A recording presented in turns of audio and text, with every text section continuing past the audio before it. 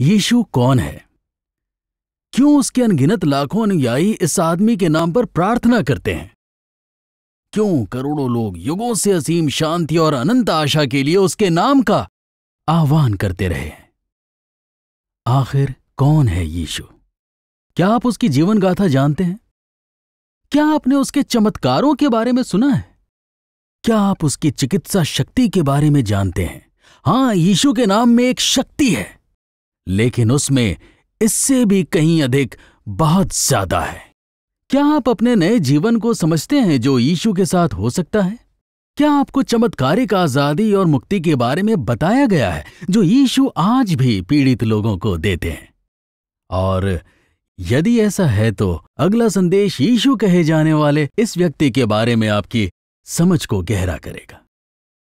लेकिन यदि ऐसा नहीं है, मेरा मतलब आप नहीं जानते कि यीशु कौन है या नहीं जानते कि वो अभी आपको क्या प्रदान करते हैं, तो आपको परमेश्वर के पुत्र यीशु से परिचित करवाना मेरा सौभाग्य है।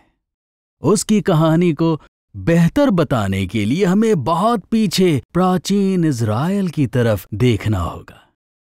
इसके लिए हम यहूदियों की भूमि पर वचन दिए गए परमेश्वर के मसीहा के बारे में सीखते हैं। हां, यीशु मसीहा है। वो अभिषेक किया गया मसीह है। जैसा मैंने बताया कि यीशु परमेश्वर के पुत्र हैं और विश्व को बनाने वाले एकमात्र वास्तविक रचनाकार परमेश्वर हैं, वही बाइबल के पवित्र परमेश्वर हैं। मुझे मालूम है कि संसार में अनेक पंथ हैं, संसार में अनगिनत धर्म हैं जो अनेक देवियों और देवताओं के प्रतिनिधि होने का दावा करते हैं।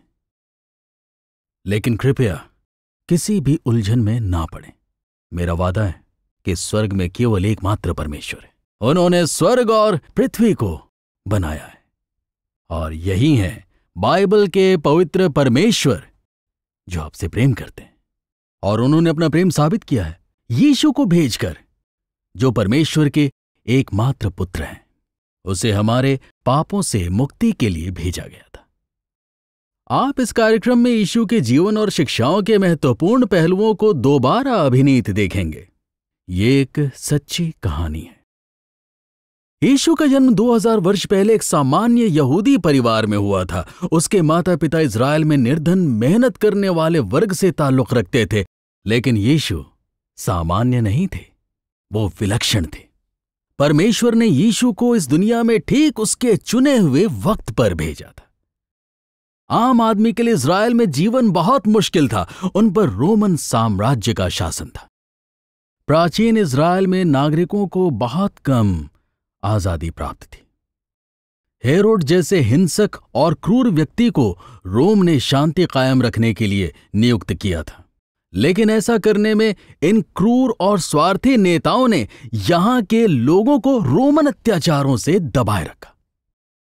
बाइबल में इस कहानी को पढ़ना अद्भुत है, और मैं हर किसी को परमेश्वर का संदेश पढ़ने और अध्ययन करने के लिए प्रेरित करना चाहता हूं।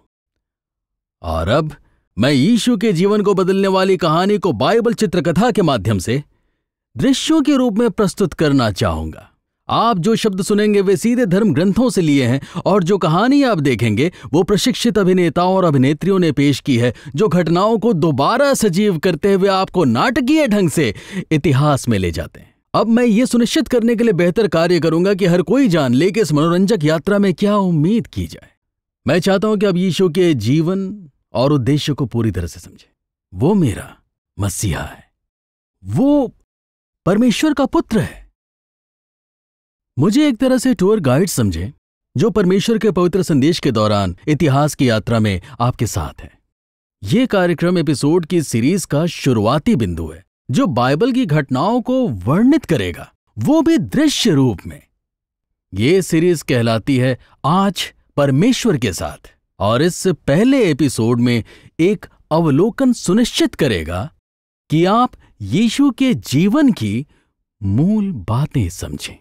कुछ ही पलों में हम समय के इतिहास में प्राचीन इज़राइल की भूमि पर चलते हैं, जहां हम प्रश्न पूछेंगे और सवालों के जवाब देंगे।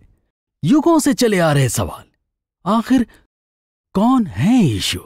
मैं सुनिश्चित करना चाहता हूं कि पहली सदी के इस यहूदी व्यक्ति से आपका सही सही परिचय करवाया जाए, जो आज भी जीवित है और सारे संसार में अभी भी लोगों के जीवन में बदलाव ला रहे हैं, जो आज परमेश्वर के साथ हैं। कृपया साथ बने रहें।